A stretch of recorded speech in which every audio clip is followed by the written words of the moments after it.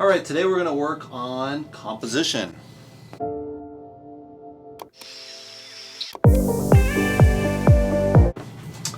So one of the rules of composition is the golden ratio.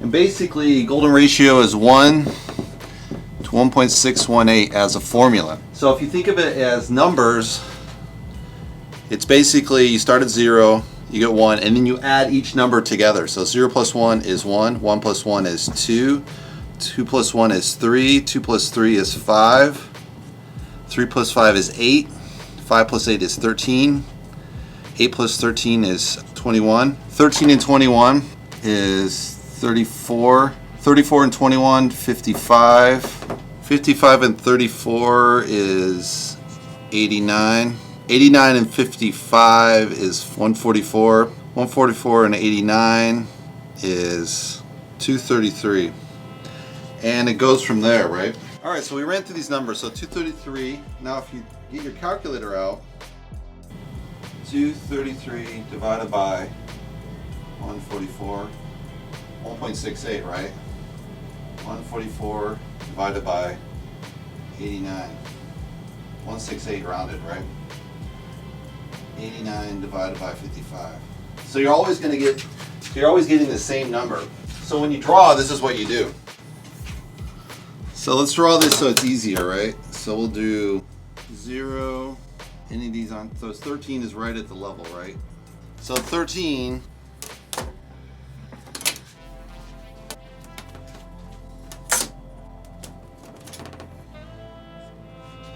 so basically we got this 13 number right at the bottom. So if you went up, it should be 8. So 8 is like right here, right? So if you took this and go to 8, so we got 8, right? So now you take this letter, this is basically 9, so we don't have 9 on there. So what you do is 9 times 0.618 equals 5.56. So if you measure this, I'm not going to be exact, but that's probably as close as I can get, freehand. And then here we have, it's basically 5 spot on going across. So 5 is one of our numbers, so we know this is going to be 3. So that's 3. 3, and then the next number down is 2. And then from there it's going to be 1, right? Or 1.68, so it's just a little bit off of there. So you can just take that further and further down. And so if you start at the top, so you're basically going to get this golden circle, right? That's what it's called. And this would actually go through this. So you can see it's kind of a nice golden circle. It's probably more around here, but I kind of messed it up, right? But anyway, I think you get kind of the point of how the golden ratio works. Now also on the same ratio is something called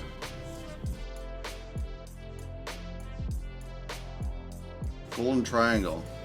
So basically in your circle, so you can have your focal point here and then everything else kind of leads to that center. It's going to be a really good composition. So let's do golden triangles. So golden triangles, so what you want on this is 72 degrees. So we got, that's the 90, we know 72 is about right here. And same on this side, it's going to be 72, so we'll just, let's see how we're going to do this reversed. So let's say we got that basically measured on that side too. And then this would extend all the way up here. But now what you do is you bisect this. So if you take this completely in half, I'm just guessing here, but not really an exact science. So if we extended this to here, which is where the golden triangle really sits, the ratio of this, 14 to 9.5, right? So it's 24, 16.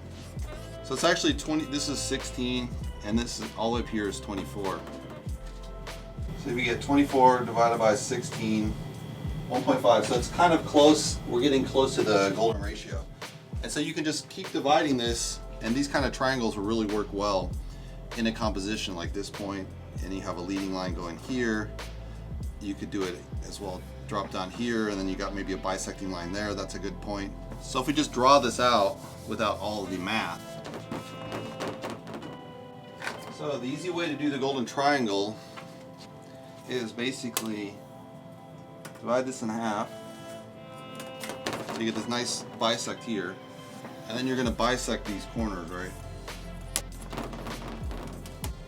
So these are kind of like your 90-degree angles, and you just bisect it. So these points are really good in a composition. You could have maybe a hill going up here, some clouds up here, you have the guy standing there, and that's a pretty good composition. And then maybe the second hill starts here, you got a guy and it goes down the hill. So that would follow the golden triangle composition.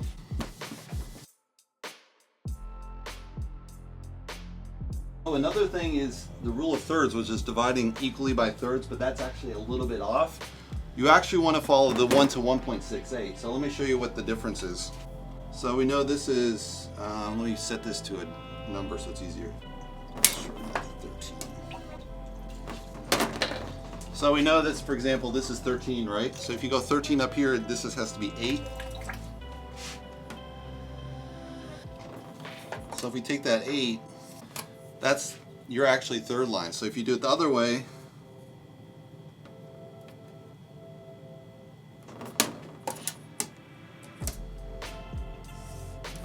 and if you do this one, let's see if we have this is 10.5. It's called 11. So if we get our math out, 11 times 0.618 equals 6.8 basically. So if we measure this, 6.8 is approximately here.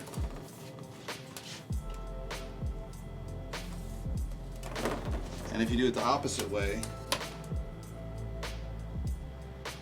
I know it's here. Now if we look at this, it looks, basically that's why they say the rule of thirds, but actually the rule of thirds would probably be more here, more here, more here, more here. Now it's a good approximation, but this is actually what you really want to be on, is the golden ratio, the 1.68, because those follow where the golden spiral is actually going to end up, right? So you want to follow these versus the rule of thirds. So rule of third, use the golden ratio. So a really simple composition is called masses. So basically, say you start at your third line, which is actually that 1.68, and then you add your sailboats, and you have this, then you have negative space here, maybe some clouds and some choppy water. But basically, this is all grouped here, all the centers here, you have a lot of negative space, right? So this is called masses. So you just group your things here like this. Another example, masses, say you have third line and you have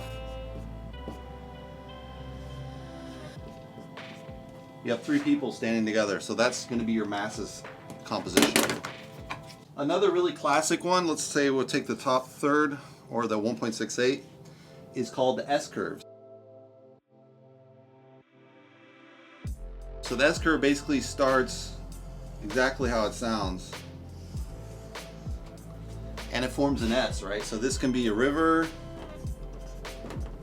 or it could be a pathway. So you could have a road here like this, a railroad.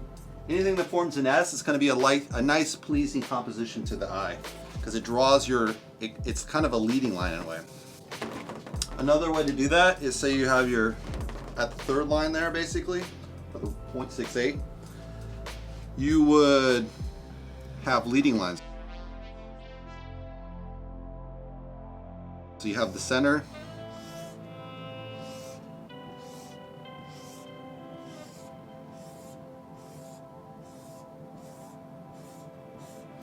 So this is kind of like really simple composition. Leading lines, you got the rule of thirds or 1.68 there, and you have leading. So you see this a lot in vineyard type of images or cornfields per se. So this all classically draws here. You might have, say, a house up here. Who knows? But that's kind of leading lines, right? And it's combined with the rule of third kind of horizontal line. Now leading lines can be, they don't have to be direct leading lines. You could have a person over here, and then you could have someone's pointing their hand and it's like, look over there, and then you have this, maybe you have a sunrise behind here and the rays are coming through. So you have these leading lines leading towards the focal point.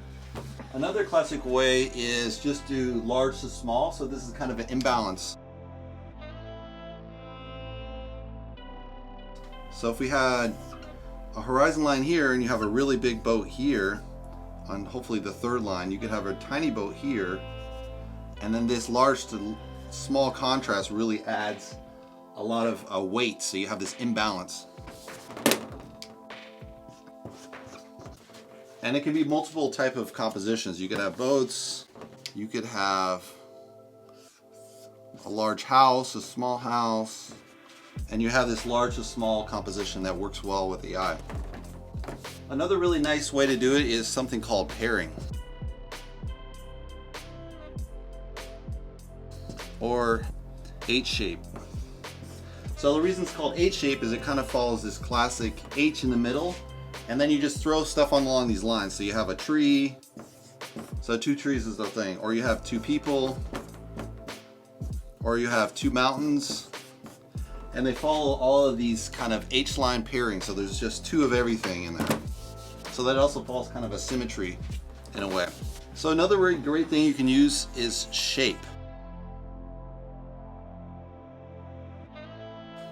So shape just really simple. You could have, say you're on the third line, you can have some circles, and all of a sudden you have a triangle, right? Your eye is naturally drawn to the triangle. You have this repetition, but then you have the triangle stands out on its own.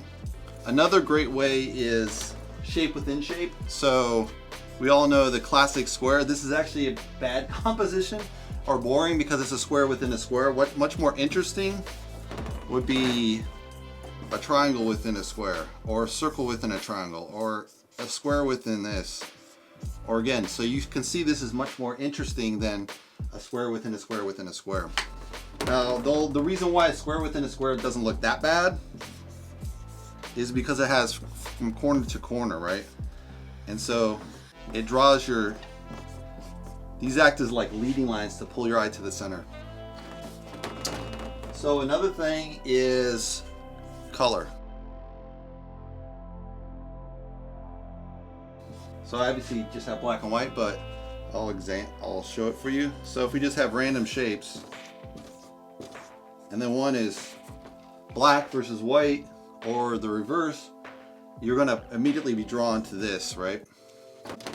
Another powerful thing to use with color is like the tonality. So you could have several shapes, they're kind of gray. You have a little dark, really black one, you have a light one. So your eye is kind of drawn to these extreme examples within the painting, and it excludes the gray. So you want to balance a lot more gray. So use a lot of gray, so maybe 60% gray. I'm not sure on the ratios. Maybe 5% white, 5% black. So maybe it's 90% gray. So you want to have kind of this tonality in the painting. Another thing with colors is you can have simplicity.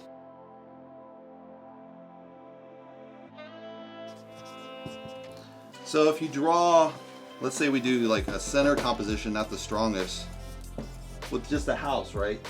Now this is going to be more attention getting than if you did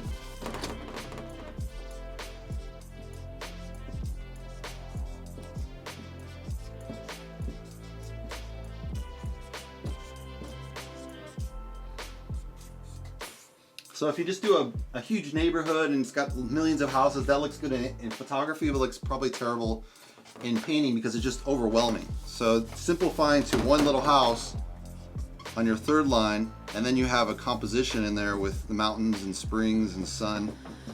That looks a lot better. You just have one focal point of one house. You can also use simplicity in colors. So let's say half your painting is kind of gray. You have a little tiny part white, and then you have this, maybe say a lot of darker gray, and then maybe you have some dark here, right? So you just have a very subtle colors. You only have, say, maybe this is red and this is green, or maybe this is purple and a little bit of orange. So you just use major categories as most of the painting, and then you only have a little bit of highlight different colors outside of that range. Another thing you do that they use in photography is you can use sharpness. So we all know in photography you can kind of, if you use a low aperture, you're going to get like this shallow depth of field versus a wide depth of field. Right now I have it kind of a medium aperture, but if I went it tighter, it would be even more blurry back here versus in front. And as you go closer, you know, the background's out of focus. So this is kind of what you can use. Like the foreground here is very sharp, the background's blurry. So this is kind of a technique you might want to use in your painting to contrast the two. You also see the light to dark. This is the white in the background, very sharp darkness in the foreground. So this is a nice balance. So now I'm on the third line basically. So that's kind of where you want to be compositionally.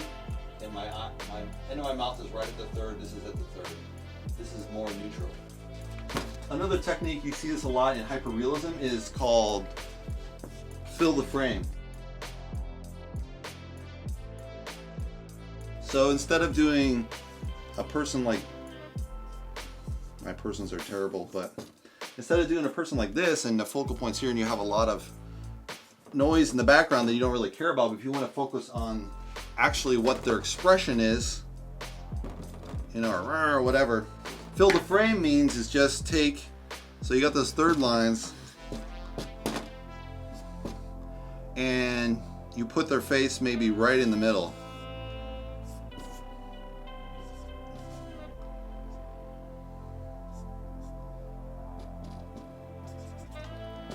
So you have fill the frame is basically there's nothing here, you're only seeing the person's face. So you see this a lot in portraiture, especially photography, and realism. People that do less realism, they're probably gonna make it in the background.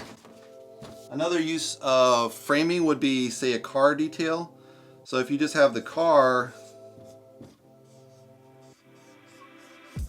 terrible, right? Your basic car, boring. That's not too exciting, but if you do just the tail light, like say you do Christine and you got the tail light, and then you got this grill going across here, and then the grill here. This detail is much more interesting than the whole car itself. Now, another great technique is called white space. So white space is basically if you have, say, a pipe,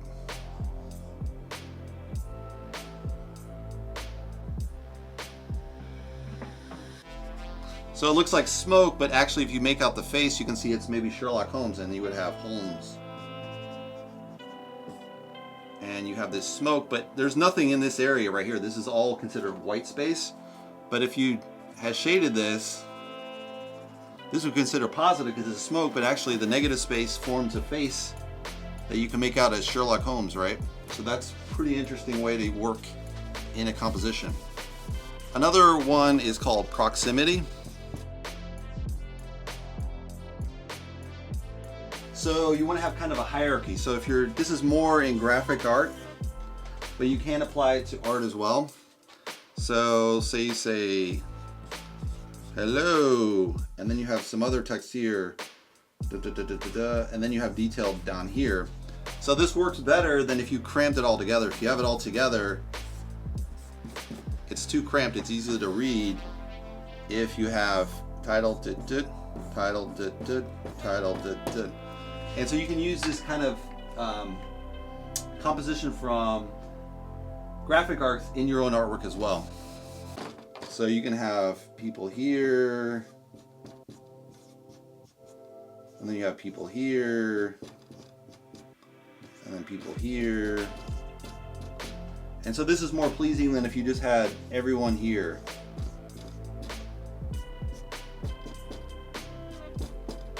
That's less interesting than if you just take out a few of those people and then you got this group passing by. It's more interesting. So that's proximity. So another really important thing is called repetition.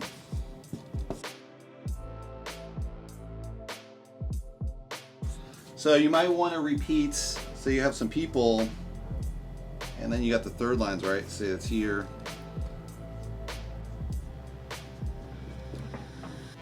And you have a house here, and you have a house there, and maybe you have a top house here. And so this repetition kind of really helps the composition in a way. It's probably not the best example, but you can use repetition in your composition. Now another thing is very similar to the shapes is values. So this is basically kind of similar. We talked about light to dark. So if it's all white and then there's a little speck, that's kind of not that interesting. The same thing if it's all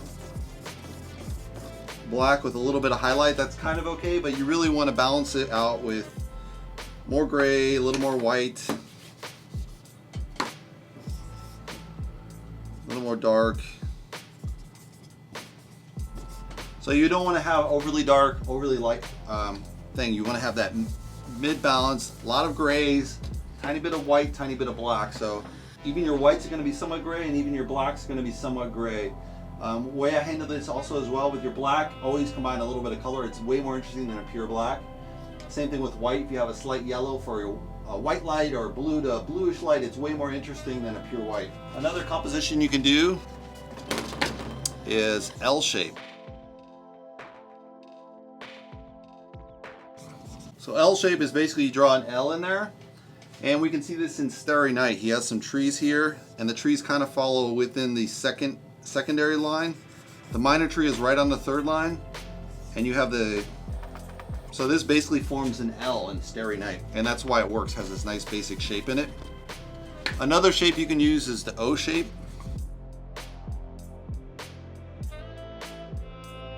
So if you make a circle, and you have a tree here, you have the branches going there. You have maybe the clouds dripping down here. So the cloud frames that in. You have a bush here. And then say you have some mountains there with your sun. And then maybe you have a dog here. So all this forms a circular. So you gotta have a nice circular composition within your shape there. Which again goes to that shape contrast, circle versus a square. Some people like to use, occasionally you'll see this as a perfectly symmetrical. You'll see this more in portraiture. It's actually a little more interesting if it's slightly off, so that you're actually, the eyes are right on the third line. It's more interesting than a straight shot. But usually that means they have to be looking somewhere, so there's a reason for this negative space. If they're looking straight at you, probably straight on is probably the best. And that sums it up today for our composition. Hope you guys like it, and good luck on your drawing and painting.